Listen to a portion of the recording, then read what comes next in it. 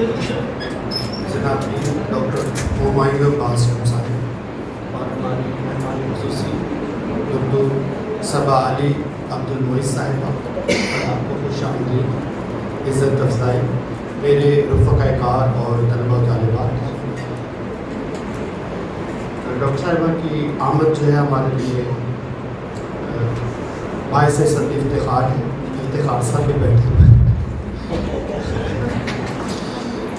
یہ بات شخص اگرچہ اس سیمینار کا موضوع جو تجویز کیا گیا ہے مصر میں اردو صورت حال، اس پہ ڈاکٹر عبدالعزیز صاحب نے اور ہماری مہمان خصوصی نے بہت بھرپور گفتگو کی ہے۔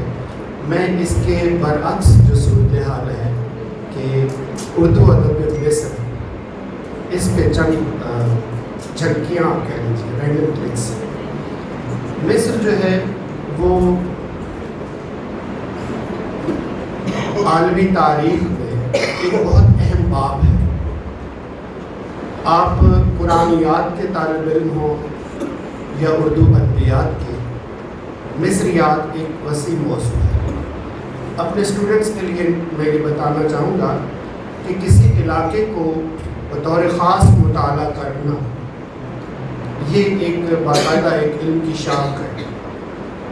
تو مصریات یا ایجپٹولوجی اردو میں بہت آغاز سے اس کے آثار و قرائن موجود ہیں۔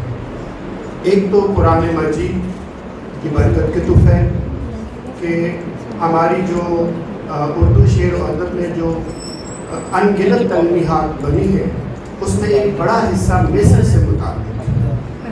مصر انبیاء کی سرزمین رہی، دین اور اس کے ساتھ ساحری جادوگری بھی اس کا ایک خاصہ رہا۔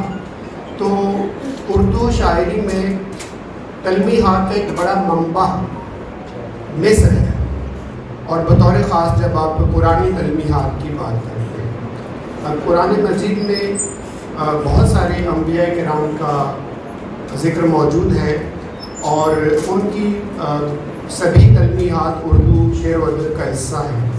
اس میں سے صرف ایک تلمیح جو ہے جس کی قرآن مجید میں آپ آسن القصص کہتے ہیں، حضرت یوسف علیہ السلام کے قصہ میں یا یوسف زلیخا کے قصہ میں اس سے جو تلمیحات کے مختلف دھارے نکلے ہیں، تو اس ایک قصے سے اردو میں سینکڑوں تلمیحات نے جنم لیا ہے۔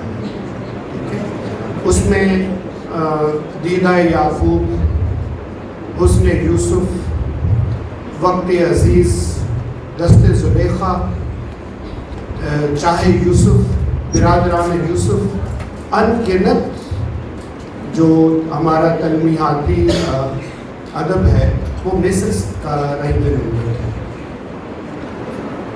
صرف جو ہمارے اسٹوڈنٹس کے ہاں بھی زبان زد عام اشعار، اس میں آپ سنتے ہیں کہ آ رہی ہے چاہے یوسف سے صدا، دوست یہاں تھوڑے ہیں اور بھائی بہت، بھاگ ان پردہ فروشوں سے کہاں کے بھائی، بیچ کھامیں جو یوسف سا برادر پا۔ تو صرف ان اگر آپ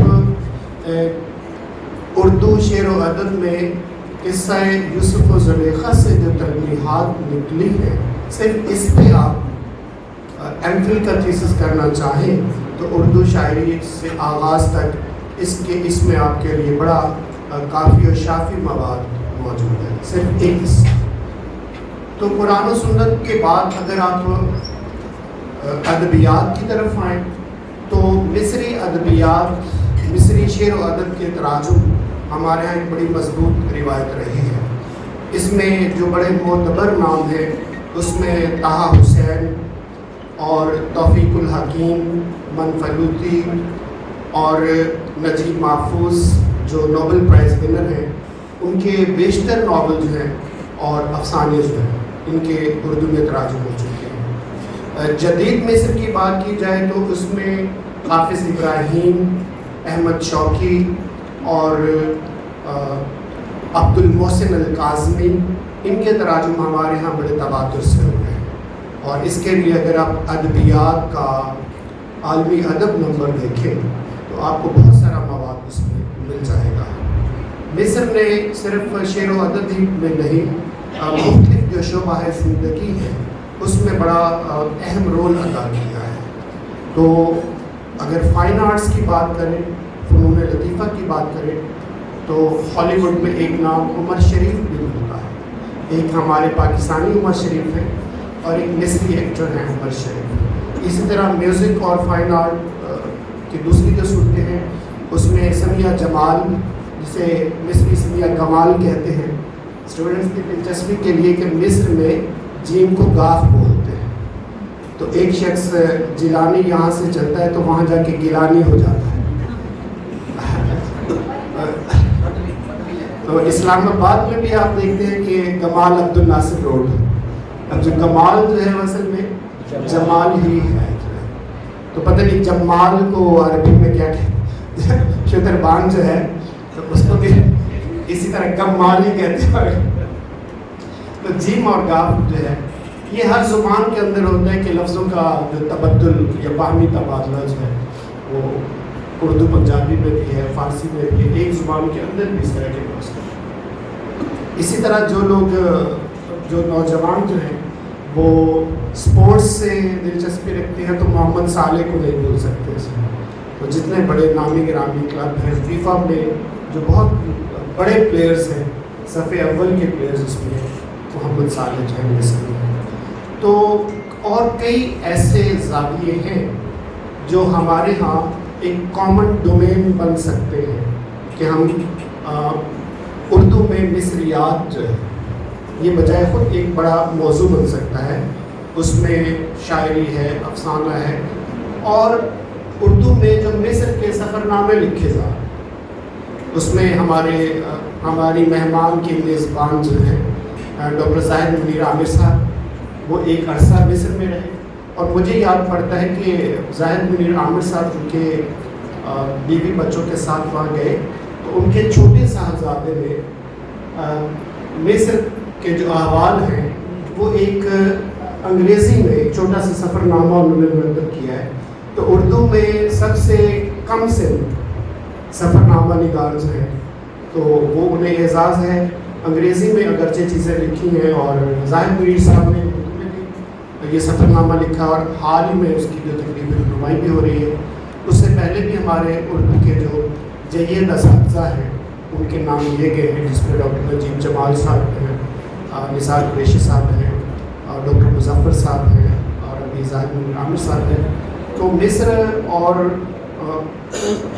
اردو ادب کا ایک گہرا تعلق ہے۔